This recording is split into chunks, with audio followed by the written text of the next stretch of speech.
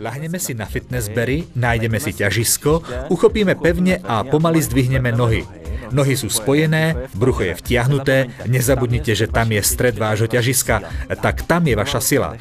Pomaly sa nadýchneme a s výdychom skúsime pár centimetrov zdvihnúť nohy nahor. S nádychom vrátime späť a pôjdeme znovu, výdych, nohy nahor, nádych späť, výdych. Tým, že pohnete nohami, tak sa vám trocha zmení ťažisko a budete zase akoby maličko balansovať. Uvidíte, že vám to hlboko vtiahne tie brušné svaly a posilníte ich naozaj, aj keby ste nechceli.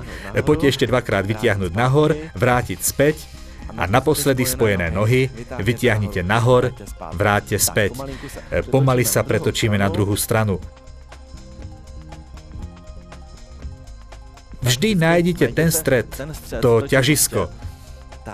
Uchopíme pevne fitnessbery a zdvihneme nohy do vzduchu a pomaly pôjdeme. Výdych, nahor pár centimetrov, nádych, vrátime späť. Výdych nahor, nádych späť, ešte 4-krát, výdych, pevný stred tela, nádych späť, 3-krát, pomalé prevedenie, nádych späť. Veľmi sa neponáhľajte dolu, užite si tú pozíciu hore, tam, kde cítite to hlboké zapojenie svalov. Ešte posledné 2 opakovania, výdych nahor, nádych späť a naposledy výdych a nádych.